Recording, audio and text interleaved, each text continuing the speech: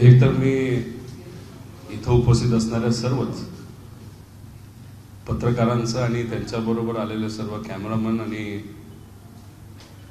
इतरही सर्व मान्यवरांचं या ठिकाणी स्वागत करतो।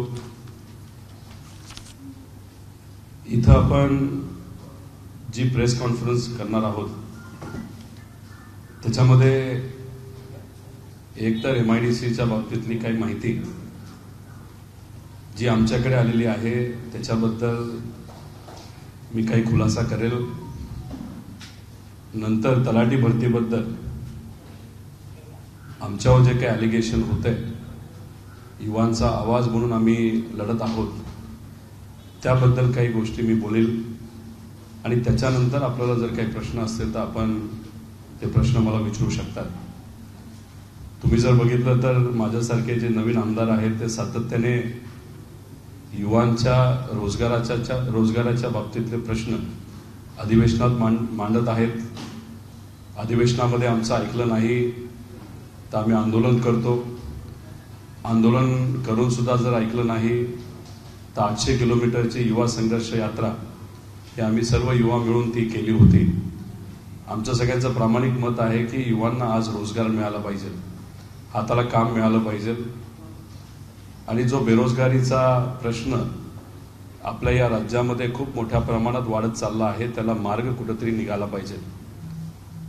आपल्या महाराष्ट्रामध्ये तो जर मार्ग काढायचा असेल तर महाराष्ट्रामध्ये इन्व्हेस्टमेंट आल्याशिवाय ते होऊ शकत नाही। जर गुंतवणूक मोठ्या मोठ्या कंपनीली आपल्या राज्यामध्ये केली तरच इथं असणाऱ्या युवांना आपल्याला हाताला काम देता येईल, हे आपल्या सगळ्यांना माहिती आहे। आणि महाराष्ट्रामध्ये गुंतवणूक आणण्यासाठी जर कुणी प्रयत्न करतं नाहीतर आणण्यासाठी जबाबदारी जर कोणावर असेल तर MIDC नामक संस्थेवर आहे, जी राज्य सरकारची आहे। MIDC ही संस्था आपल्या राज्यामध्ये अनेक वर्षांपूर्वी ही स्थापन झाली आणि या देशामध्ये MIDC सारखी संस्था स्थापन करणारं महाराष्ट्र हे राज्य एकुलतं एक राज्य सुरुवातीला होतं आणि त्यानंतर कर्नाटकापासून इतर राज्यांनी काही प्रमाणात असं बोलता येईल की MIDCचा कॉन्सेप्ट हा कॉपी केला आणि त्या राज्यांमध्ये त्यांच्या परीने इन्व्हेस्टमेंट कशी येईल या संस्थेच्या माध्यमातून तसं त्यांनी ते प्रयत्न केले। आता MIDC इन्व्हेस्टमेंट कधी आणू शकते तर त्यासाठी जर तिथं असणाऱ्या अधिकाऱ्यांनी मंत्र्यांनी प्रयत्न केले, कंपनीला जर भेट दिली, महाराष्ट्रामध्ये कंपनीचं समेत जर घडून आणलं तर मग ह्या सगळ्या इन्व्हेस्टमेंट होऊ शकतात। त्यासाठी कुठं ना कुठं ते प्रयत्न हे करावे लागतात। आजपर्यंत जी इन्व्हेस्टमेंट आपल्या राज्यामध्ये आलेली आहे याच्या आधी असणाऱ्या सर्व मंत्र्यांनी प्रयत्न केले। आपल्या राज्यामध्ये जे चांगलं इन्फ्रास्ट्रक्चर आहे, पोर्ट असतील, रोड असतील, एअरपोर्ट असतील आणि सगळ्यात महत्त्वपूर्ण म्हणजे आपल्या देशामध्ये सगळ्यात जास्त क्वालिफाईड आणि उच्च शिक्षित युवा वर्ग असल्यामुळे इथं सातत्याने इन्व्हेस्टमेंट ही येत गेली। त्यासाठी प्रयत्न केले गेले पण लोकांना इथं इन्व्हेस्ट करायचं आहेच। अशा परिस्थितीमध्ये जेव्हा काही गोष्टी कानावर आल्या की आपली जी MIDC आहे ज्याचं प्रमुख काम हे बाहेरून इन्व्हेस्टमेंट आणणं आहे, तर त्या MIDCच्या मदतीने नाहीतर MIDCच्या खर्चावर अनेक अधिकारी, मिनिस्टर असतील तो त्यांचा अधिकार आहे, अधिकाऱ्यांचा अधिकार आहे, पण असे अनेक लोक हे भारताच्या बाहेर गेले आणि जे काय आकडेवारी आम्ही बघितली, हे सगळे डॉक्युमेंट्स आम्ही एक पत्र दिलं होतं 23/10/2023ला, ज्याच्यामध्ये आम्ही MIDCला काही माहिती मागितली होती की भारताच्या बाहेर जे फॉरेन ट्रिप्स झालेत त्या कशा कशा झाल्यात, कुठं कुठं झालेत, त्याच्यावर खर्च किती करण्यात आला होता, कुठल्या एजन्सीला काम दिलं गेलं होतं आणि त्या ट्रिपवर कोण कोण गेलं होतं, अशा प्रकारची माहिती ही आम्ही MIDCला मागितली होती। ही माहिती त्यांना मागितल्यानंतर मी त्यांचे आभार व्यक्त करतो की त्यांनी आम्हाला एवढ्या मोठ्या फाईल तिथं पाठवल्या। याच्यामध्ये जर बेसिक समरी आपण बघितली तर याच्यामध्ये काही खर्च त्यांनी दिलेला आहे की डावोसमध्ये 32 कोटी खर्च झाला, जर्मनीमध्ये 27 लाख झाला, दुबईला 25 लाख झाला, Mauritius, Taiwan, London, south Korea, त्याच्याचबरोबर लंडनला अजून एकदा दुबई, अशा प्रकारे काही 42 ते 45 कोटी रुपये खर्च झालेला आहे. एवढ्या मोठ्या फाईल आपण बघितल्या तर तुमच्या सगळ्यांचा वेळ हा जाऊ शकतो, त्यामुळे जास्त खोलात न जाता याच्यामध्ये खरं तर आम्ही जेव्हा खोलात गेलो तेव्हा फक्त एक उदाहरण आपल्याला सांगतो. तायवान या देशाचं. तायवान या देशामध्ये मंत्री महोदय हे गेले नव्हते. तिथं principal secretary industries Harshdeep Kamble साहेब तिथे गेले होते. विपिन शर्मा जे chief executive officer Maharashtra industrial development corporation ते गेले होते. Ravindra Pawar general manager marketing ते तिथं गेले, चांगली गोष्ट आहे.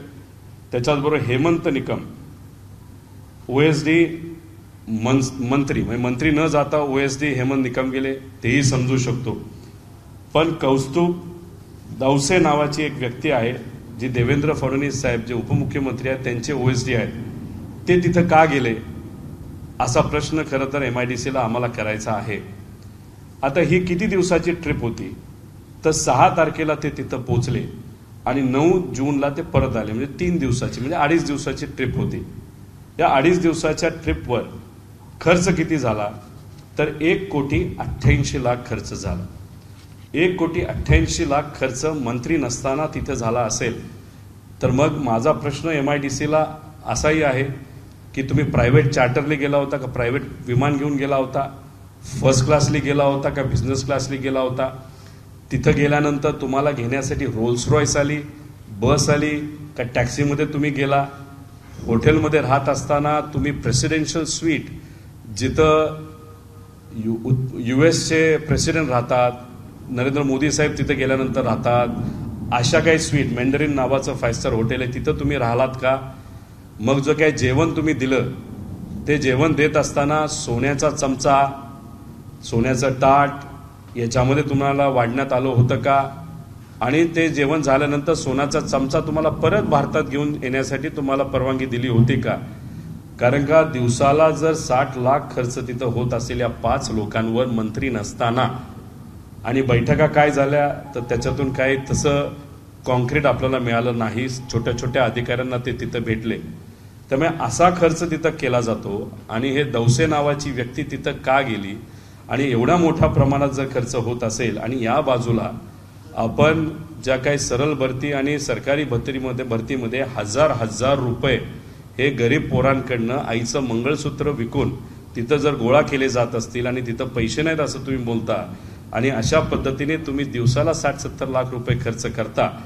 आम्ही MIDCला याबद्दलची अजून माहिती मागितली आहे की खर्च कसा झाला, जेवणाला काय खर्च झाला, जेवणामध्ये असे काही खेकडे आले होते का जे कोणालाच भेटत नाहीत पण त्यांना ते भेटले, आणि त्याचा एका खेकड्याचा खर्च हा 10 लाख रुपये होता. अशा काही माहिती आम्ही तिथं विचारलेलं आहे. आणि याचा फायदा आपल्या राज्य सरकारला आणि युवांना कसा झाला या बाबतीतली माहिती, जी माहिती आमच्या कानावर आलेली आहे याच्यामध्ये असं कळतंय की तिथं भारतीय आणि महाराष्ट्राचा एक व्यक्ती काम करतो ज्याला डायरेक्ट पेमेंट हे दिलं गेलं. आणि मग कसं असतं की पेमेंट दिल्या गेल्यानंतर ही IQ माहिती याच्यात खोलात आम्हाला कागद आल्यानंतर आम्ही बघू काय नाव त्यांचं असेल, भट नामक आहेत का काय, हे मला कॉन्क्रीट सांगता येत नाही. त्यांना पैसे दिले जातात. पैसे दिल्यानंतर खर्च हा राज्य सरकार म्हणजे गरिबाच्या पैशावर हा खर्च केला जातो. आणि तिथं कॅशमध्ये काही डॉलर नाही तर त्यांची लोकल करन्सी दिली जाते, तिचं शॉपिंग केलं जातं, नाही तर तो खर्च परत भारतामध्ये दिला जातो. ह्याला आपण सायपनिंग ऑफ पैसे असं म्हणलं जातं. हे झालंय का याच्यामध्ये शहानिशा ही आपल्या सर्वांना तिथं करावी लागेल. आता आम्ही ही माहिती मागेल असं अनेक लोकांना वाटत सुद्धा नव्हतं. अधिकाऱ्यांना आता कुठंतरी अडचण झालेली आहे. 8 महिन्यांपूर्वी झालेला खर्च हा कसा दाखवायचा अशी आम्हाला आता चर्चा येते की हे जे दौसे नावाची व्यक्ती आहे त्यांना असंही कुठंतरी सांगण्यात आलं आहे की तुम्ही प्रायव्हेटली आम्हाला 25-30 लाख रुपये द्या ऑफिशियली, आणि आम्ही बॅकडेटेड पत्र दाखवतो की तुम्हाला आम्ही पैसे मागितले, तुम्ही प्रायव्हेटली ह्याच्यावर आला. अशा प्रकारचे पण आता डॉक्युमेंट आल्यानंतर हे आम्हाला बोलावं लागेल. हे फक्त IQ माहितीवर आम्ही बोलत आहोत. त्यामुळे हा जो काही खर्च तिथं झालेला आहे हा खरं तर सरकारी याच्यावरचा झालेला पैसा आहे. त्यामुळे तायवानबद्दल तुम्हाला सर्वांना मी दाखवलं. त्याच्यानंतर जपानवर जो खर्च झाला तिथं देवेंद्र फडणवीस साहेब गेले होते. ते मोठे नेते आहेत, सरकारचा त्यांच्यावर खर्च होत असेल तर काय हरकत नाही. पण राज्यामध्ये एका मंत्रालय नाही पण एका पदाधिकारी भाजपच्या सांगितलं होतं जपान या देशाने त्यांचा जो डॉक्टरेटचा खर्च आहे तो केला, पण तसं इथं दिसत नाही. तो खर्च MIDCने केलाय. आमचं दुमत नाही, खर्च करण्यात यावा, मोठे नेते आहेत, पण तो DCM या कार्यालयाला केला असता तर ते जास्त योग्य झालं असतं. तिथं सुद्धा खूप मोठ्या प्रमाणात खर्च हा झालेला आहे. आणि तिथं जर आपण बघितलं MIDCने जे काय खर्च केला तिथं जे केलं, कौस्तुभ दौसे तिथं सुद्धा गेले होते. त्याच्याचबरोबर तुम्ही जर आपण बघितलं तर तिथे करार हे कुठलेही झाले नव्हते. आणि जो करार तिथं जपानला झाला होता त्याच्यामध्ये एक जपान इंटरनॅशनल कॉर्पोरेशन एजन्सी आहे, ते मुंबई फ्लड मिटिगेशन प्रोजेक्टसाठी इन्व्हेस्टमेंट करायला रेडी आहे असं काहीतरी तिथं चर्चा झाली. मित्सुबिशी इलेक्ट्रिक असेल, NTT IT कंपनी आहे, त्यांनी अप्रॉक्सिमेटली 1600 कोटी खर्च करू असं सांगितलं. आणि सुमोटो नावाची एक कंपनी आहे, त्यांनी आपल्याकडे कुठंतरी 8000 कोटी खर्च इन्व्हेस्टमेंट करणार असं सांगितलं. करंट स्टेटस सुमोटो कंपनीचा जो आहे त्यांनी 2000 कोटी हे लीजसाठी आम्ही देऊ, मेट्रोच्या जे काय त्यांना दिलंय असं त्यांनी सांगितलं. लीजसाठी, इन्व्हेस्टमेंट नाही, लीजसाठी तो पैसा आहे. आणि 22 एकर जमीन बॉम्बे डाईंगची, MIDCची नाही, प्रायव्हेट एका कंपनी बॉम्बे डाईंग आणि मॅन्युफॅक्चरिंग कंपनी असं ते काय, त्याच्यासाठी 5200 कोटी रुपये हे त्यांनी खर्च, म्हणजे 8000 कोटीचे MOU झाले असं सांगितलं. पण याच्यामध्ये प्रायव्हेट जमीन महाराष्ट्रामध्ये ते मुंबईत घेत आहेत आणि लीजसाठी. म्हणजे कुठंतरी दिशाभूल ही राज्य सरकार या बाबतीत करतंय असं आमच्या सगळ्यांचं म्हणणं आहे. लंडनच्या बाबतीत पण मोठ्या प्रमाणात खर्च केला, तसंच साऊथ कोरियाच्या बाबतीत लंडनच्या ह्याच्यात तर खर्च खूप मोठा झाला. आणि त्याच्यात तिथं मुख्यमंत्री गेले नाही, त्यांना ती वेळ झाला नाही असं कुठंतरी आहे. आता ह्याच्यामध्ये उदय सामंत साहेब जेव्हा जर्मनीला गेले होते तेव्हा visited Trump company Germany, promise to invest 300 कोटी. म्हणजे जिथं कुठं MOU काहीच झाला नाही, पण आम्ही फक्त प्रॉमिस करतो, तुमच्यामध्ये इन्व्हेस्टमेंट करतो असं कुठंतरी तिथं चर्चा केली. दुबईच्या बाबतीत तसंच आहे. त्याच्याचबरोबर जर आपण ह्याच्यामध्ये बघितलं तर एका कुठल्या तरी देशामध्ये ते गेले होते, तिथं हुंडाई या कंपनीची इन्व्हेस्टमेंटची एक बातमी आपण ऐकली. ती काय इन्व्हेस्टमेंट डायरेक्ट हुंडाई तिथं करत नाही, जुन्याच कंपनीला, म्हणजे 2 कंपनी GM मोटर्स आणि हुंडाई यांच्यामधला तो करार आहे. आणि सांगत असताना इथं सांगितलं की ते मोठ्या प्रमाणात इन्व्हेस्ट करतात, तसं नाही. हुंडाई ही कंपनी GM या कंपनीला पैसे देणार आहेत, तेवढाच करार तिथं झालेला आहे. आणि त्याच्यात सुद्धा आपण जर बघितलं तर डायरेक्ट इन्व्हेस्टमेंट कुठेही येत नाही. तिथं 1000 लोक हे आता उपोषणाला बसलेले आहेत, ज्यांचा मुद्दा अजून सुद्धा तो संपलेला नाही. आता ह्याच्यामध्ये काही अशा पण आहेत, 50 लाख रुपये इन्व्हेस्टमेंट एक कंपनी करत आहे. म्हणजे असे काही चेष्टा करणारे विषय आहेत ज्याचा विरोध आम्ही सर्वजण करतो. पण आमच्या सगळ्यांची आता ही मागणी आहे की मी एक कॅगला म्हणजे मुख्यमंत्री साहेबांना विनंती करतोय की अशा पद्धतीने तुम्ही जर वायपाट खर्च करणार असताल, 42 कोटी म्हणजे डावोसला 32 कोटी रुपये हा खर्च केला. आणि अशा पद्धतीने नुसत्या वेकेशनसाठी म्हणजे MIDC इंडस्ट्रीयलपेक्षा तिथे टुरिझम टाकावं लागेल. महाराष्ट्र टुरिझम बोर्ड हे MIDC झालेलं आहे, वायपाट खर्च केला जातो. डावोसमध्ये सुद्धा करार कसे झाले, किती लोक गेले. आता पुढच्या काही दिवसांमध्ये डावोसला परत जाणार आहेत, सरकार बदलणार आहे याचा अंदाज आपल्या सर्वांना, इलेक्शन आहे. त्यामुळे डावोसला जाण्यासाठी तर अनेक लोकांच्या चढाओढी लागलेल्या आहेत. एक व्यक्ती जो कदाचित आज सत्तेत नाही तर सत्तेत असणाऱ्या पार्टीमध्ये सुद्धा नाही, पण जो काय भूकंप होणार आहेत असं काही नेता भाजपचा बोलले, त्या नेत्याने सुद्धा जो कथित एका पक्षामध्ये तिथं येणार आहे असं त्यांनी सांगितलं, त्या व्यक्तीला सुद्धा बाहेर आता पुढच्या 16-17 तारखेला जे काही हे एक डेलिगेशन बाहेर चाललंय मुख्यमंत्र्यांचं, त्याच्यामध्ये त्या व्यक्तीचं सुद्धा नाव आहे. ते कुठलं नाव काय याचा अभ्यास तुम्ही सर्वांनी करावा. आणि डावोसला जाऊन अनेक लोकांना तिथं जाऊन खर्च करण्याचं कुठंतरी प्लॅनिंग आहे. कॅगमध्ये मुख्यमंत्र्यांना विनंती करतो, कॅग याच्यासाठी करा की बिझनेस क्लास कोणाकोणाला अलाउड आहे, कसं कसं अलाउड आहे, 5 स्टार हॉटेलमध्ये कोणाला अलाउड आहे, MDला कुठं राहू शकतात, ते OSD आहे ते कुठं राहू शकतात. हे कौस्तुभ दवसे नावाची जी व्यक्ती आहे तर ते तर महाराष्ट्रामध्ये सुद्धा आणि भारतामध्ये सुद्धा विमानाने जेव्हा प्रवास करतात तेव्हा बिझनेस क्लासने ट्रॅव्हल करतात. MIDCचा खरा अधिकारी इकॉनॉमीली ट्रॅव्हल करतो 5,000 रुपयेली आणि कौस्तुभ दवसे हे तिथं 30-30 हजार रुपये देऊन ट्रॅव्हल करतात असं डॉक्युमेंटमध्ये देण्यात आलेलं आहे. म्हणजे हा जो ब्रिज काल इनॉग्रेट केला, वर्षाला तुम्ही सामान्य लोकांकडून 1.5 लाख पाससाठी घेणार आणि हे कौस्तुभ दवसे जे त्या विभागाचे सुद्धा नाहीत यांच्यावर तुम्ही एका बाजूलाच फक्त येऊन जाऊन सुद्धा नाही, तुम्ही 30-30 हजार रुपये खर्च करता. हे कुठंतरी या पद्धतीची मागणी आम्ही मुख्यमंत्र्यांना करतोय की कॅगच्या माध्यमातून याच्यावर लक्ष देऊन ही माहिती आमच्यापर्यंत कशी ना कशी तरी ती आली पाहिजे.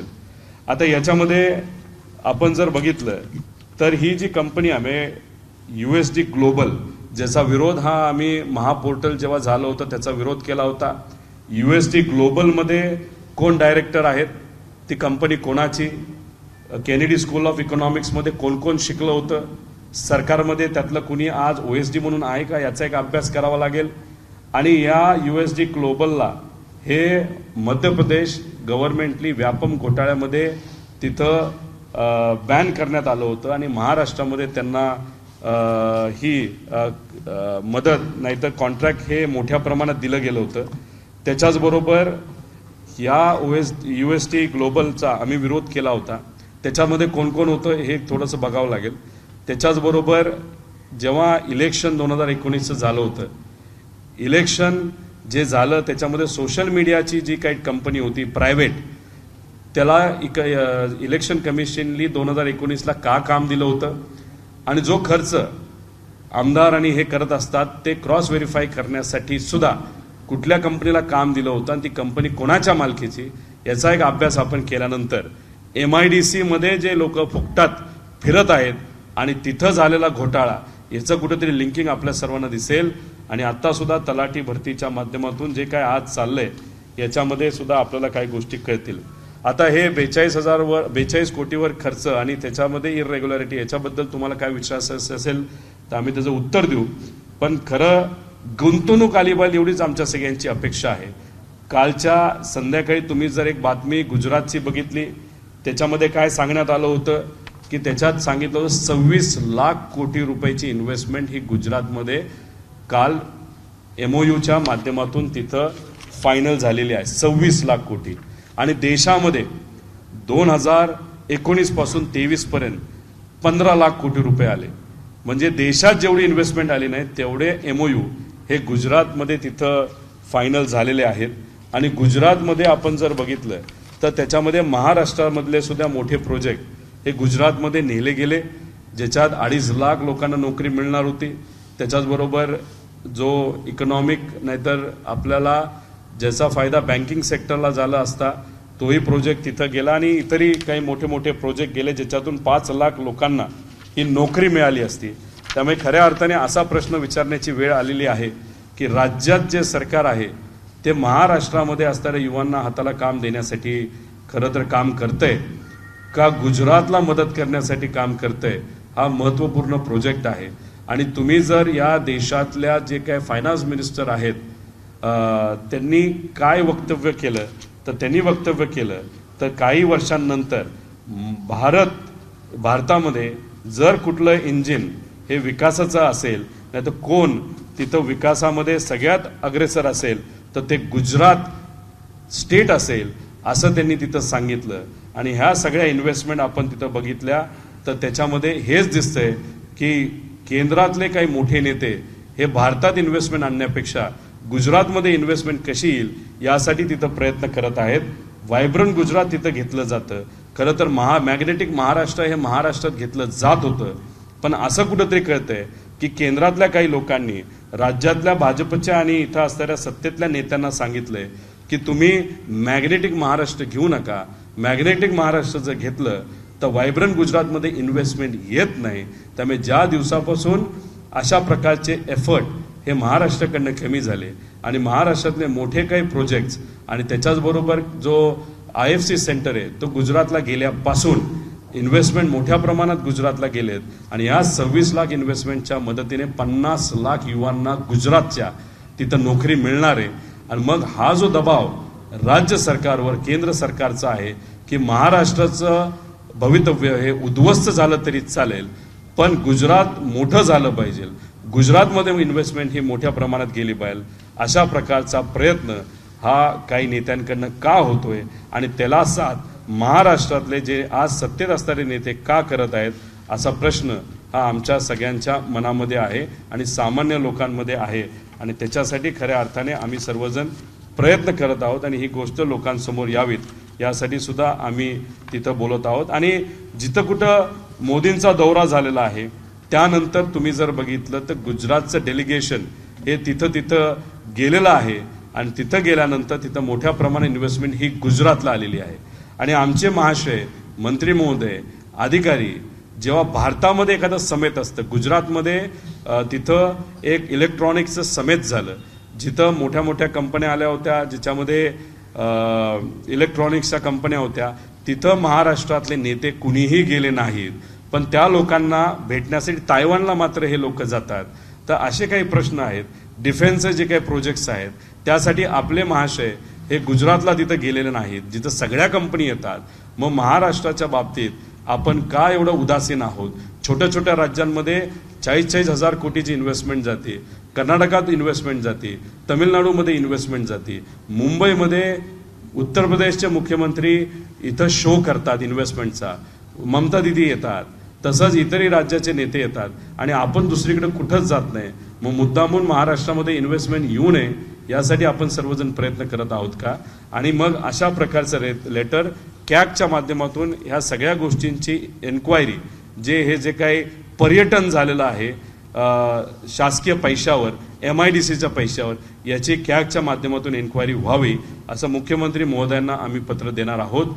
दुसरं पत्र आम्ही जे दिलेलं आहे त्याचाही रिप्लाय आम्ही वाट बघत आहोत की हे कसा खर्च झालेला आहे आणि हे पत्र मुख्यमंत्री कार्यालयामध्ये आम्ही देऊ, त्यानंतर त्याच्यावर काय कारवाई होती बघतो आणि ती जर कारवाई मुख्यमंत्री महोदयांकडे नाही झाली तर सेंट्रल व्हिजिलन्स एजन्सीकडे सुद्धा आम्ही पत्र देणार आहोत आणि ते तर काही झालं नाही तर मग इथं जे आपले करप्शन या राज्यामध्ये होतं का नाही याच्यासाठी जे विविध डिपार्टमेंट आहेत आपल्या महाराष्ट्रामध्ये त्यांच्याकडनं आम्ही पत्र देऊन त्याबद्दलची एन्क्वायरी करण्यासाठी प्रयत्न आणि हे करणार आहोत कारण आमच्या सगळ्यांचं मत आहे की महाराष्ट्रात इन्व्हेस्टमेंट ही आली पाहिजे आणि त्यासाठी हे जे वायपाट खर्च चाललाय तो कुठेतरी थांबला पाहिजे यासाठी आम्ही सर्वजण प्रयत्न करणार आहोत असं ह्या MIDCच्या ओव्हरऑल या सगळ्या अभ्यासानंतर आम्हाला कुठेतरी जाणवलं आहे। अधिकचे पेपर आल्यानंतर याच्याबद्दल आम्ही नक्कीच आपल्या सर्वांना सांगू।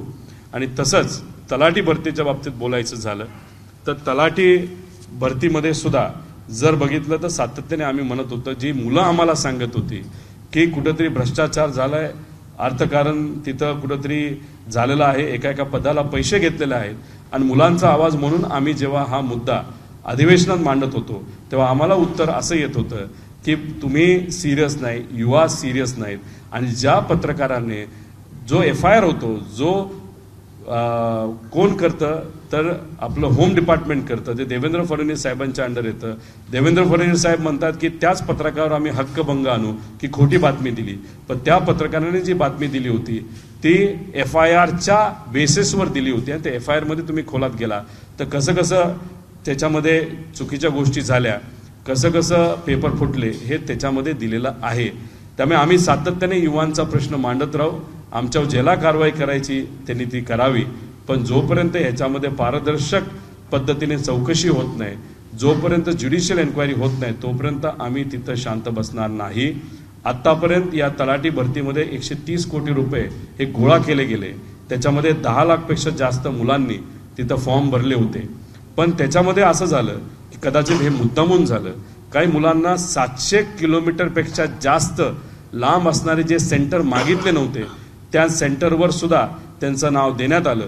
त्यानंतर मग फक्त 8.5 लाख मुलांनी त्या भरती प्रक्रियेमध्ये सहभाग घेतला, म्हणजे फक्त 700 किलोमीटर लांब जावं लागेल, अतिरिक्त खर्च करावा लागेल, राहण्याची व्यवस्था करावी लागेल, म्हणून 2.5 लाख मुलं त्याच्यातून बाहेर निघाली आणि त्याच्यानंतर जी परीक्षा झाली तिथं मुलांचं म्हणणं होतं की TCS आयन डिजिटल झोनमध्ये ही परीक्षा घेण्यात यावी, पण तसं न घेता त्यांनी काही खोल्यांमध्ये घेतली, काही बंगल्यांमध्ये घेतली, काही अशा ठिकाणी घेतली जिथं CCTV कॅमेरा नव्हता, जिथं कुठेही मेटल डिटेक्टर नव्हते. आणि मग तिथं मुलांचं म्हणणं आलं की तिथं चोरी झाली, तिथं काही प्रमाणात चुकीच्या गोष्टी झाल्या. आमच्या सगळ्यांचं मत आहे की तुम्ही 1000 रुपये गोळा करता, त्याच्यामध्ये CCTVसाठी तुम्ही घेता, तर तुम्ही कुठं ना कुठं तरी या प्रक्रियेमध्ये म्हणजे चुकीच्या गोष्टी व्हाव्या यासाठी काही सत्तेतले लोक पाठिंबा देत आहेत. आणि हे होत असताना तुम्ही CCTV असताना सुद्धा पुरावे आम्हाला मागताय असं युवांचं म्हणणं आहे. पेपर फुटीच्या बाबतीत 17 ऑगस्टला 14 सप्टेंबरला बऱ्याच ठिकाणी तिथं वेगवेगळे FIR हे झालेले आहेत. आणि त्याच्यामध्ये नाशिकमध्ये पेपर फुटी झाली, सांगलीमध्ये झाली, श्रीगोंद्यात झाली, छत्रपती संभाजीनगरमध्ये झाली. आणि त्याच्यामध्ये जर बघितलं पेपर काही उदाहरण सांगायचं झालं तर पेपर फोडणारा आरोपी हा एक पोलीस अधिकारी आहे असं निदर्शनास आलेलं आहे. आता ह्याच्यामध्ये त्या व्यक्तीला 200 पैकी 201 नॉर्मलायझेशन मेथडच्या माध्यमातून तिथे मिळालं असावं, पण ही व्यक्ती कोण की जो पोलीस विभागामध्ये काम करतो. 2019च्या आधी सुद्धा त्याचं नाव पोलीस भरतीमध्ये काय पेपर फोडल्यासाठी आला आणि 2019ला जेव्हा BJPच्या काळामध्ये भरती झाली होती तो पोलीस भरतीमध्ये उत्तीर्ण झाला, तो पोलीस झाला. आणि त्याच्यानंतर आता असं कळतंय की त्याच्या बायको आता तलाठी झालेली आहे आणि त्याचं नाव सुद्धा तलाठीमध्ये आलेलं आहे. म्हणजे ज्याच्यावर FIR झाले की पेपर त्यांनी अनेक वेळा फोडले गेले, अशा देवीदास अमरसिंग जारवाल असं नाव आहे, त्याची बायको आता तलाठी झाली, तो स्वतः सुद्धा तलाठी झाले, ज्याच्यावर FIR झाले त्याचं नाव तलाठीमध्ये आलंय. जलीम आईचं मंगळसूत्र विकून असे युवा प्रयत्न करून सुद्धा त्यांचं नाव तलाठीमध्ये नाही झालं, पण त्यांचं इथं या व्यक्तीचं तिथं आलेलं आहे.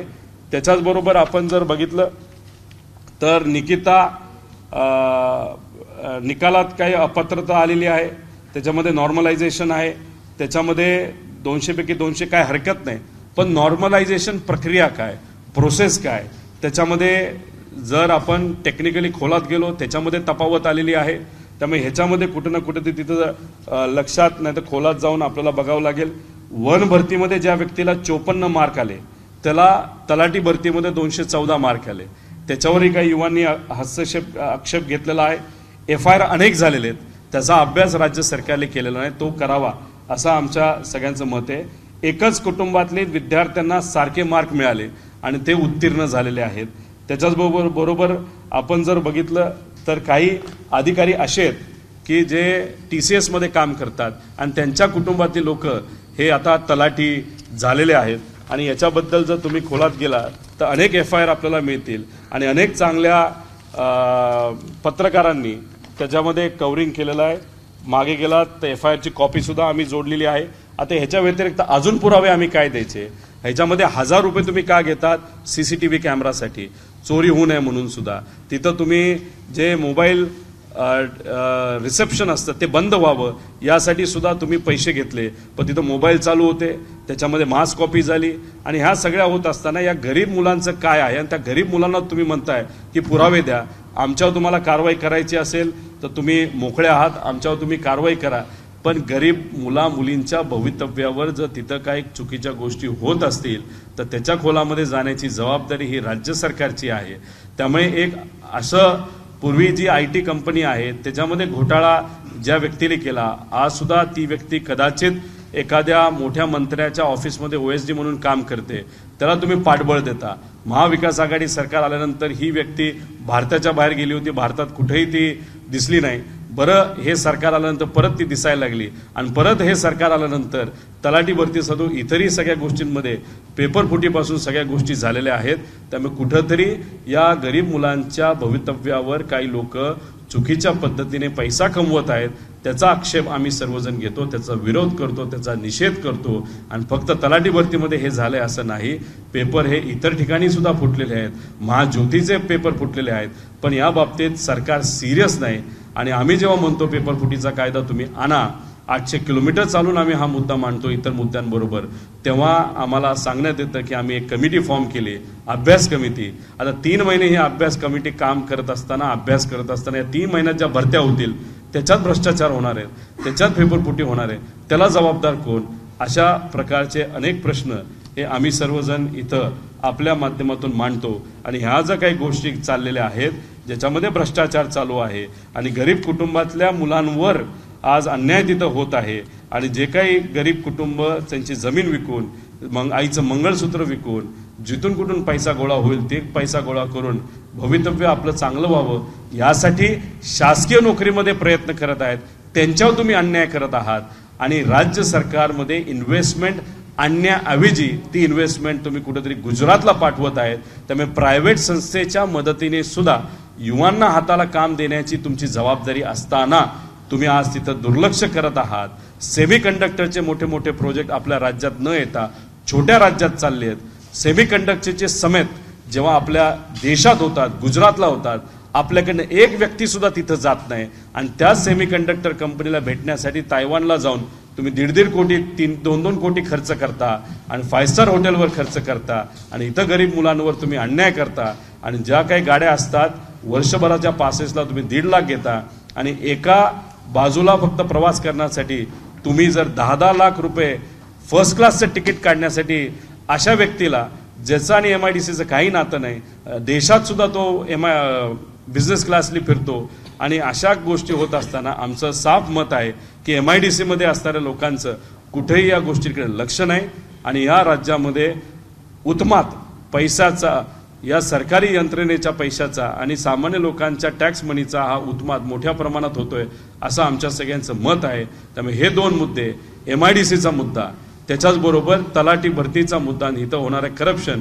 याच्यावर आज ही प्रेस कॉन्फरन्स आम्ही सर्वांनी घेतलेली आहे.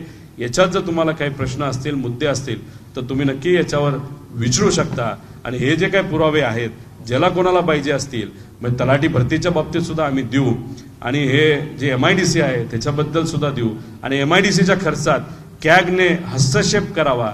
500 कोटी रुपये हे ST म्हणजे स्टेट ट्रान्सपोर्टचे जे बस स्टॉप्स आहेत त्या बस स्टॉपला अस्थिरीकरण करण्यासाठी MIDCचा 500 कोटीचा निधी हा वापरला जात आहे. काय हरकत नाही वापरला जात असेल, पण MIDC ज्याच्यासाठी बनली त्यासाठी जर MIDC काम करत नसेल, त्यांच्याकडे असणारा पैसा जर तुम्ही दुसरीकडे नेत असाल याच्यावर सुद्धा आम्ही आक्षेप घेतो.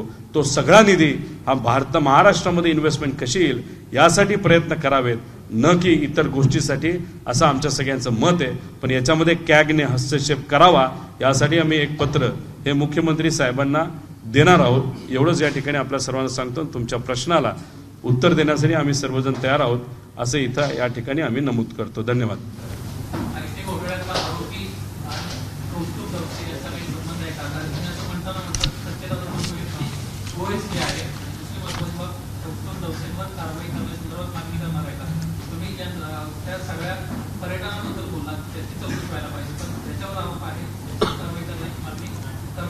एक तर जो काय वायपाट खर्च हा MIDCच्या माध्यमातून झालेला आहे त्याच्यात कुठलीही हायरार्की न बघता कोणालाही बिझनेस क्लासली नेलेला आहे, कोणालाही मोठ्या 5 स्टार हॉटेलमध्ये राहायला त्याची चौकशी आम्ही करणार आहोत. कारण आमचं सगळ्यांचं मत आहे की तुम्ही जाऊन तिथं कुठेही MOU झालं नाही, 50-50 लाख रुपयाचे MOU केलेत, म्हणजे चेष्टाच केली आहे ना. तर मग याच्यात खोलात जाऊन कुठेतरी माहिती ही घ्यावी लागेल. त्याच्याचबरोबर कोण हे प्रायव्हेट लोक आहेत ज्याच्यामध्ये कौस्तुभ दवसेचं नाव हे MIDCला दिलं म्हणून आम्हाला कळालं, तर त्यांना का नेलं गेलं, त्यांना आज या देशामध्ये फिरत असताना त्यांना का बिझनेस क्लासली फिरवलं जातं, त्यांचा याच्यामध्ये रोल काय. एक तर असंही म्हणलं जातं OSD हा असा असावा जो कुठल्याही प्रायव्हेट कंपनीमध्ये त्याची इन्व्हेस्टमेंट नाही, त्याची कुठलीही प्रायव्हेट कंपनी नाही. पण आम्हाला जे IQ माहितीवर कळत आहे कौस्तुभ दवसेच्या अनेक प्रायव्हेट कंपन्या आहेत, त्यांच्या मित्रांच्या कंपन्या आहेत ज्याच्यामध्ये तो डायरेक्टर सुद्धा आहे आणि त्याचे काही डॉक्युमेंट सुद्धा आलेले आहेत. अशा व्यक्तीला आपण OSD ठेवू शकतो का.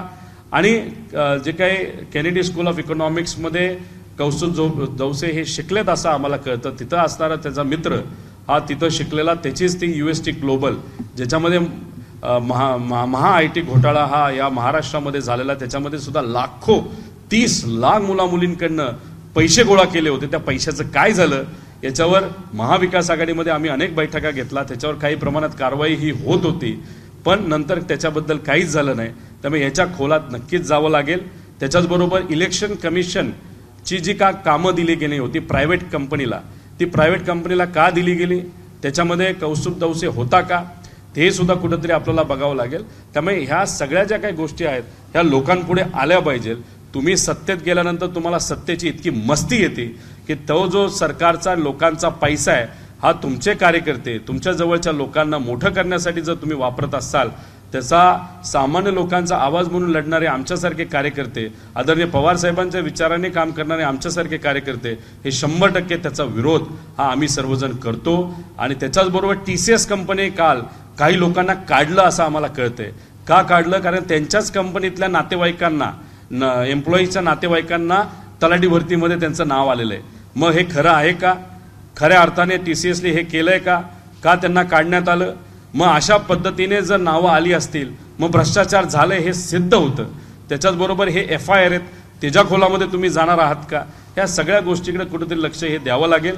आणि 1,88,00,000 रुपये जे तायवानवर खर्च झाले, तायवानच्या व्हिजिटवर, त्याचा जो खर्च आहे तो कसा कसा झाला, कुठं कुठं झाला, आणि मी जसं मगाशी सांगितलं तो खर्च लपवण्यासाठी काय बॅक एंड ट्रान्झॅक्शन आता केले जातील, पेपर जेव्हा आमच्याकडे येतील हे, पण आम्ही हे सोडणार नाही। हे प्रकरण काही लोकांना हे छोटं वाटलं तरी महाराष्ट्र सरकारचा तिजोरीतला रुपया, 1 रुपया सुद्धा जर कुणी चुकीच्या पद्धतीने वापरला झाले असेल त्याला सुद्धा भ्रष्टाचारच म्हणतात। त्यामुळे 42 कोटी हे महत्त्वाचं नाही, सत्तेचा वापर चुकीच्या पद्धतीने करणं हे चुकीचं आहे आणि हेच आम्ही आपल्या माध्यमातून लोकांसमोर आणत आहोत।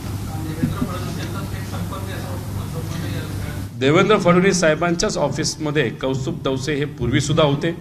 ते ITचे प्रमुख होते आपल्या राज्य सरकारचे। जेव्हा तो भ्रष्टाचार मापम म्हणजे मापम घोटाळ्यामध्ये जी कंपनी USD ग्लोबल ब्लॅकलिस्ट होती त्यांनाच महाराष्ट्रात आणलं गेलं आणि ITचे ते प्रमुख होते असं आम्हाला कळतं। आणि आत्तासुद्धा देवेंद्र फडणवीस साहेब जेव्हा परत एकदा सत्तेत आले, उपमुख्यमंत्री झाले, परत त्यांच्या ऑफिसमध्ये कौस्तुभ दवसे हे आता आलेले आहेत। त्यांच्या बाबतीतली थोडीशी चौकशी झाली पाहिजे आणि जो व्यक्ती बिझनेसमन आहे त्याला आपल्याला OSD ठेवता येतं का, असं कुठंतरी याचा एक अभ्यास आपण अभ्यासू पत्रकार म्हणून हा केला पाहिजे असं आमच्या सगळ्यांचं मत आहे।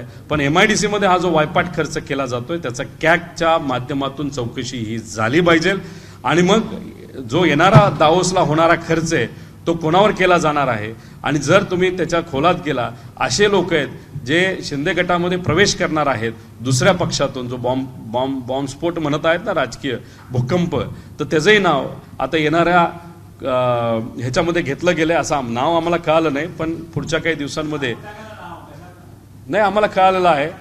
एवढं सांगतो, काँग्रेस पक्षाचे ते नेते आहेत असं आम्हाला कळतंय, पण कोण आहेत याचाही आम्हाला काही अजून नाव कळालेलं नाही। पण येत्या काळामध्ये 4 दिवसानंतर जेव्हा बॉम्ब ब्लास्ट होईल राजकीय, तेव्हा आपल्याला कळेल की ते नाव कुठलं होतं।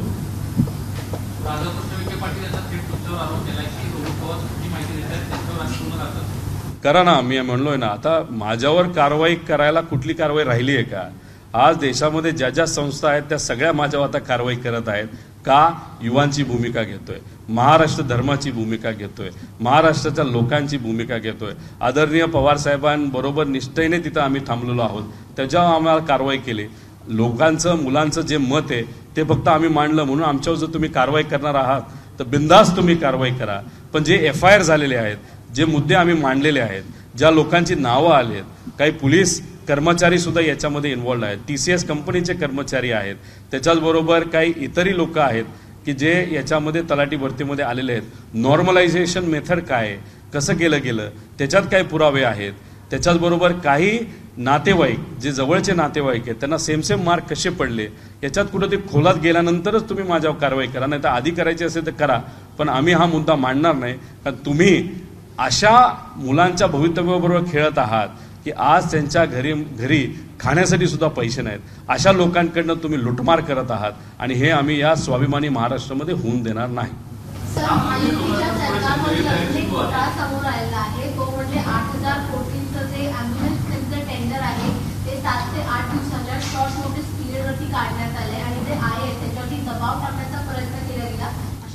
आरोग्य विभागामध्ये तर खूप मोठ्या प्रमाणात घोटाळा हा चाललेला आहे। एका कंपनीला जिथं कुठंतरी आपण टोटल 4 वर्षासाठी 600 कोटीचा कॉन्ट्रॅक्ट करायला पाहिजे, तिथं कुठेतरी 2-3 हजार कोटीचा कॉन्ट्रॅक्ट केला होता। आरोग्य विभागाने त्या बाबतीतली चर्चा ही फायनान्स डिपार्टमेंटला केली सुद्धा नव्हती। जिथं तुम्हाला वर्षाला 60 कोटी रुपये खर्च हा करायचा असतो तिथं डायरेक्ट तुम्ही 600 कोटीवर जो खर्च घेऊन जात असाल आणि फायनान्सची परवानगी नसताना सुद्धा त्याचं तुम्ही टेंडर काढता आणि मग अधिवेशनामध्ये हा आम्ही मुद्दा घेणार आणि तसं बघितलं तर संजय राऊत साहेबांनी हा मुद्दा घेतला, त्यानंतर तो कॉन्ट्रॅक्ट कॅन्सल झाला. म्हणजे तुमचं इंटेन्शन हे भ्रष्टाचार करायचा होता, पण आम्ही तो मुद्दा बाहेर काढल्यानंतर तुम्ही तो टेंडर कॅन्सल करत असताल तर मग या सरकारमध्ये असणारे हे जे काही ॲम्ब्युलन्सचा घोटाळा आहे, औषधाचा घोटाळा आहे, आज खोकल्याचं औषध नाही हो का, कदाचित ती कंपनी जे मंत्री आहेत त्यांना पैसे देत नसावी असं आम्हा सगळ्यांना मत आहे. असे अनेक घोटाळा हे आरोग्य विभागामध्ये चाललेले आहेत. भरतीमध्ये सुद्धा काय चुकीच्या गोष्टी घडतायत असं आम्हाला कळते, त्या खोलामध्ये आम्ही सर्वजण जाणार आहोत. पण हे सगळे भ्रष्टाचार या महाराष्ट्रामध्ये होत आहेत आणि जे कॉन्ट्रॅक्ट तुम्ही सर्वांनी म्हणजे या राज्य सरकारने अधिवेशन नागपूरचं चालू असताना जे कॅन्सल केलं, ज्याच्यामध्ये 60 कोटीवरनं तुम्ही 600 कोटी वर्षाला तिथं खर्च करणार होतात, ते कोणाचं होतं, कोणाला दिलं गेलं होतं, का दिलं गेलं होतं, अजितदादा जे फायनान्स मिनिस्टर आहे त्यांची त्याला परवानगी होती का, याची शहानिशा या राज्य सरकारने केली पाहिजे. टेंडर तुम्ही कॅन्सल केलं म्हणजे तुम्ही भ्रष्टाचार केला नाही असं नाही, टेंडर काढलं त्याच्यामध्ये चुकीच्या गोष्टी होणार होत्या, त्याच्यावरूनच कळलं की तुम्ही व्यक्तिगत लाभ घेण्यासाठी टेंडर काढलं होतं, ते तुम्ही फक्त विरोधकांकडनं विरोध झाल्यामुळे तिथं टेंडर ते मागे घेतलं. पण तुम्हाला पैसा हा सामान्य लोकांचा खायचा होता आणि तो इलेक्शनला वापरायचा होता असं आमच्या सगळ्यांचं मत आहे.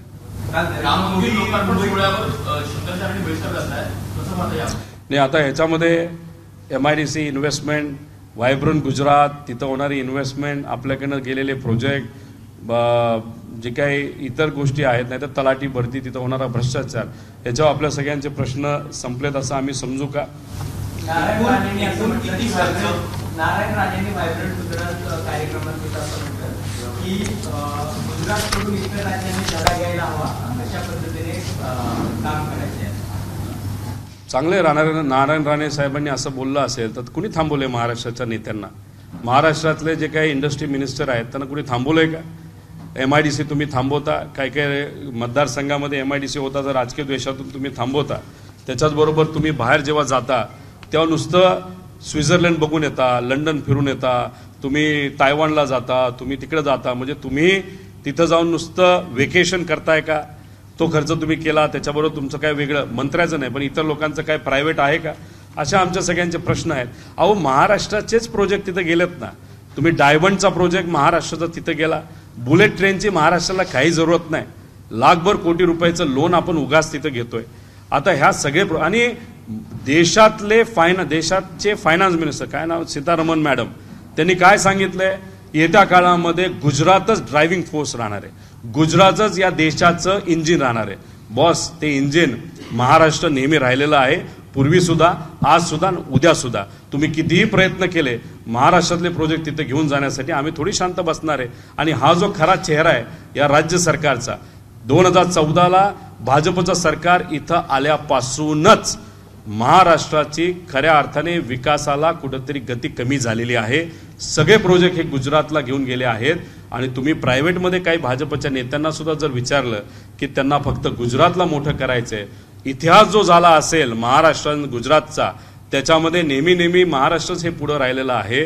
सुरतच्या बाबतीत पण बोलायचं झालं तर काही लोकांनी काही गोष्टी प्रायव्हेटली घेतलेल्या आहेत, मनाला लागलेल्या आहेत. मुंबई सुद्धा त्यांना पाहिजे होती, मुंबई त्यांना महाराष्ट्राला द्यायची नव्हती. महाराष्ट्र आणि मुंबई हा वेगळा असावा काही लोकांनी तिथं प्रयत्न केला. आणि ह्या सगळ्या गोष्टी जो मनामध्ये राहिलेल्या आहेत त्या आज कुठंतरी ते उनीदुनी या महाराष्ट्रावर अन्याय करून हे काढत आहेत. आणि ते अन्याय कसा करतायत, इथं सत्ता आली पाहिजे पण प्रोजेक्ट या महाराष्ट्रामध्ये आले नाही पाहिजे आणि महाराष्ट्रावर खऱ्या अर्थाने अन्याय हा झाला पाहिजे. भागवत धर्म जो महाराष्ट्रामध्ये एकदम स्ट्रॉंग आहे तो सुद्धा आता कुठंतरी वेगळ्या अनुषंगाने ते डिस्टर्ब करण्याचा प्रयत्न करत आहे. महाराष्ट्राचं ॲक्च्युअल जे फॅब्रिक आहे आध्यात्मिक, धार्मिक, विकासाचं, विचाराचं, हे कुठंतरी प्रत्यक्ष अप्रत्यक्षपणे भाजपच्या ते जे असणारे नेते आणि त्यांना आता मित्र जे मिळालेले आहेत ते हे डिस्टर्ब करत आहेत असं आमच्या सगळ्यांचं मत आहे. काय नाही, सही करून ठेवलेली आहेत. माझे विरोधक राम शिंदे हे हवेत गप्पा मारतायत. काल कुठंतरी म्हणाले की परत एकदा आमचं सरकार आल्यानंतर 2024ला मी MIDC देतो. काय एवढं थांबायचंय? MIDC झाली ना, सह्या झाल्यात, करून टाका ना. मग हे जे राजकारण आहे ते गरिबावरच केलं जातं, तिथं असणाऱ्या युवांवर केलं जातं, त्यांच्या भवितव्यावर केलं जातं. त्यामुळे हे जे काही सगळे नेते आहेत भाजपचे, यांना फक्त राजकारण कळतं, यांना विकास कळत नाही.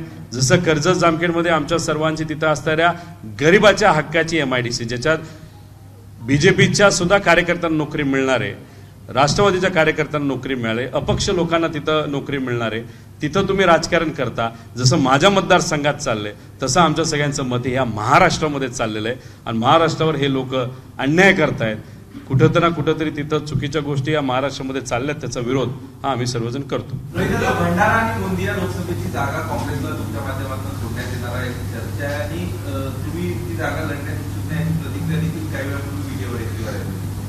आमच्या सगळ्यांचं एकच मत आहे की जे काही या देशामध्ये चाललेलं आहे, संविधानाला पायाखाली काही नेते नाहीतर काही पक्ष नाहीतर काही ताकदी हे तुडवत आहेत आणि आम्ही त्याचा विरोध करतो. आमच्या सगळ्यांचं मत आहे सामान्य लोकांना न्याय मिळाला पाहिजे, संविधानाच्या विचारानेच आपण काम केलं पाहिजे. आणि हे काम करत असताना जर एखादं सीट हे आम्हाला मागे घ्यायला लागलं तरी ते आम्ही मागे घ्यायला तयार आहोत. त्यालाच तर महाविकास आघाडी आपण म्हणतो. आम्ही ते मागे घेत आहोत का हे मला सांगता येणार नाही, का त्या प्रक्रियेमध्ये मी आता तरी नाही, आमचे सगळे मोठे नेते आहेत. पण एकच सांगतो, आम्ही दुसऱ्या पक्षाला कापण्यासाठी बसलेलो नाही. आज महायुतीचे जर आपण बघितलं तर त्याच्यात अनेक असे काही खासदार आहेत जे 13पैकी काही 8 खासदार आहेत, ते म्हणतात भाजपच्या चिन्हावर आम्हाला लढायचे. आणि जे काय अजितदादा मित्रमंडळाच्या बाबतीत बोलायलाच नको तिथं काय चाललंय, तर अशा परिस्थितीमध्ये भाजपच्याच तिकिटावर मेजॉरिटी लोक त्यांच्याकडे निवडतील आणि भाजप हे दुसऱ्या पक्षाला कापायला बसले. आम्ही कुठलं एखादं सीट नाही तर एखादा मतदारसंघ जर कुठल्या दुसऱ्या मित्रपक्षाला सोडत असेल त्याच्यावरूनच कळतं की आम्ही जो विचार करतो हा समावेशक विचार करतो, आम्ही सगळ्या पक्षांचा विचार करतो, संविधानाचा करतो. एखादं पाऊल मागे टाकायचं झालं तरी आम्ही टाकायला तयार आहोत. राम मंदिराच्या उद्घाटनाप्रसंगी ज्या 4 शंकराचार्यांनी बहिष्कार टाकलाय त्यावर नारायण राणे यांनी आता टीका करताना म्हटलंय की या 4 जणांचं, या शंकराचार्यांचं राम मंदिरासाठी योगदान आहे, असं वक्तव्य. आता म्हणजे आश्चर्य झालं. शंकराचार्यांचं जे सगळे महंत आहेत त्यांचं धर्माप्रती काय काम आहे नाही तर काय परिश्रम आहेत हे खरं तर नारायण राणे तिथं जर विचारत असतील तर ही आश्चर्याची गोष्ट आहे. आता धर्म अध्यात्म आपल्या सर्वांचा तो व्यक्तिगत विषय असतो. मी स्वतः राम मंदिराला पूर्वी जाऊन आलोय, तिथं मी नतमस्तक झालेलो आहे, पण तो माझा व्यक्तिगत विषय, मी त्याचं राजकारण करत नाही. पण आज तिथं जेव्हा एखादा राजकीय कार्यक्रम घेतला जात असेल तिथं जे इतरही मान्यवर आहेत, जे धार्मिक मान्यवर आहेत, तिथं त्यांना बोलवलं जात नसेल, त्यांच्या हातून तिथं जर पूजा केली जात नसेल आणि त्यांच्यामध्ये जर संभ्रम तिथं निर्माण केला जात असेल, नाही तर त्यांचं सगळ्यांचंच मत, जे धार्मिक क्षेत्रामध्ये काम करणारे सर्व महंत आहेत त्यांचं जर मत असेल की ह्याच्यात राजकारण केलं जातं, तो त्यांचा विषय आहे.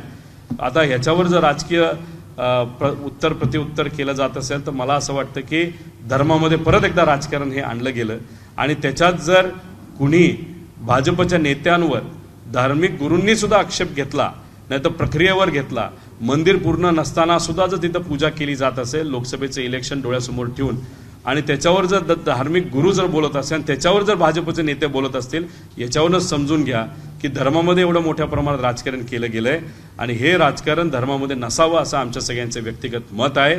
असं राजकारण कुणी करू नये असं सुद्धा आमच्या सगळ्यांचं मत आहे. नाही ते शेवट बोलू. आता दुसरा याच्याबद्दल कुठला मुद्दा आहे का?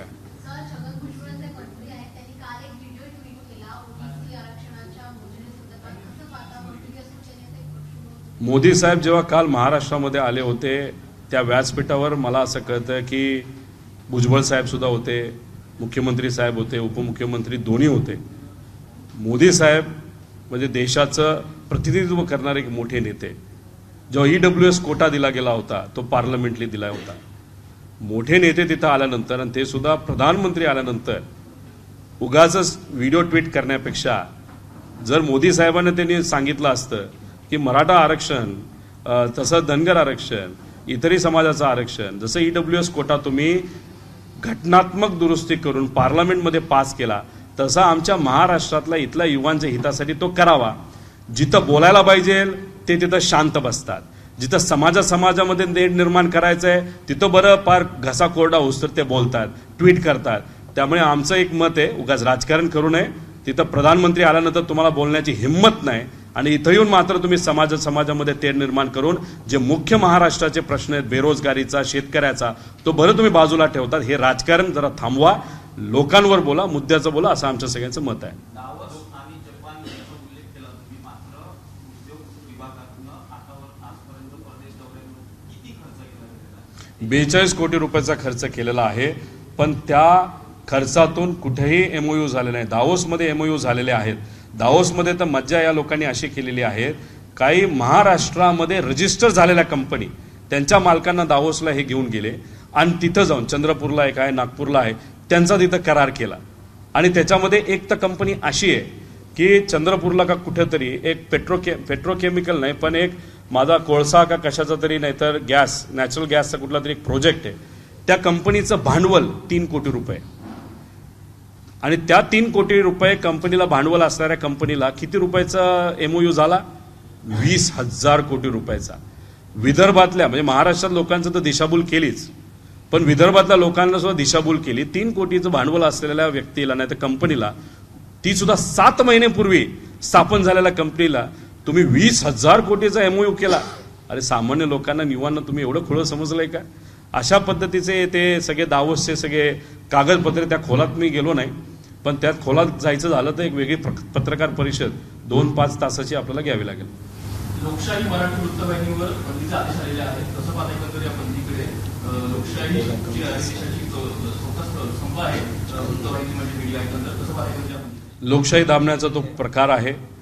एखादा चॅनल जर एखादी बातमी तिथं देत असेल, नाही तर सरकारच्या विरोधात बोलत असेल, तो अख्खाच चॅनल तुम्ही महिनाभर बंद करता.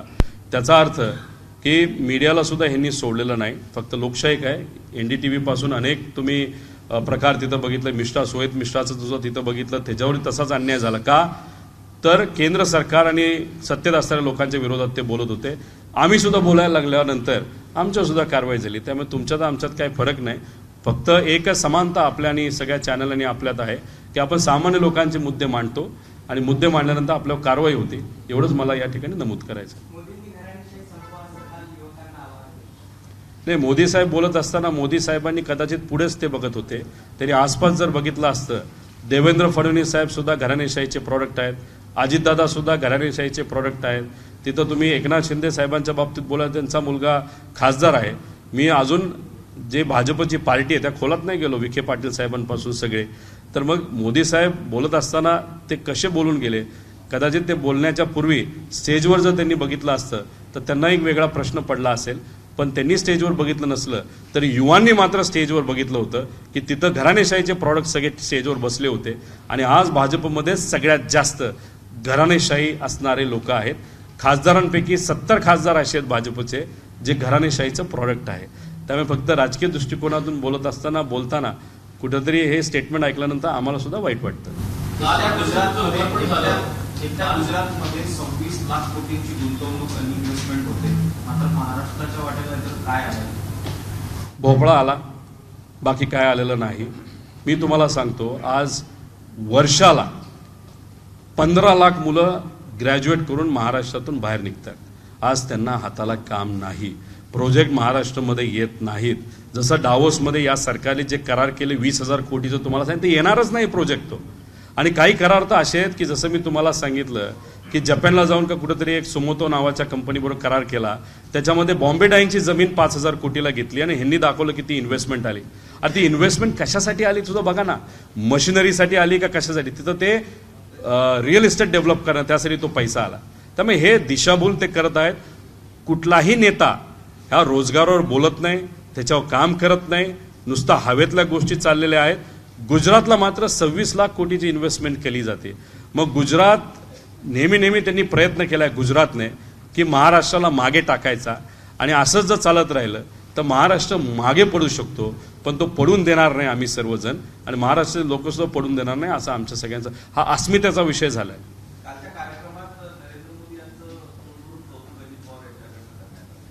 खरं तर जेव्हा ते विरोधी पक्ष नेता होते, पुण्यामध्ये एक कार्यक्रम झाला होता. तिथं राज्यपालांवर आदरणीय अजितदादांनी विरोधी पक्ष नेता असताना म्हणजे भाजपबरोबर गेले नव्हते तेव्हा ज्या पद्धतीचं वक्तव्य केलं अग्रेसिव्ह, ते अजितदादा आम्ही बघितलेले आहेत आणि त्या अजितदादांचे फॅन आम्ही सर्वजण आहोत. पण कालचं भाषण सत्तेत गेल्यानंतर आपण जेव्हा बघितलं तर कुठंतरी 4 शब्द कुणीतरी लिहून दिले आणि ते शब्द वाचले असं कुठंतरी आम्हाला सगळ्यांना वाटतं.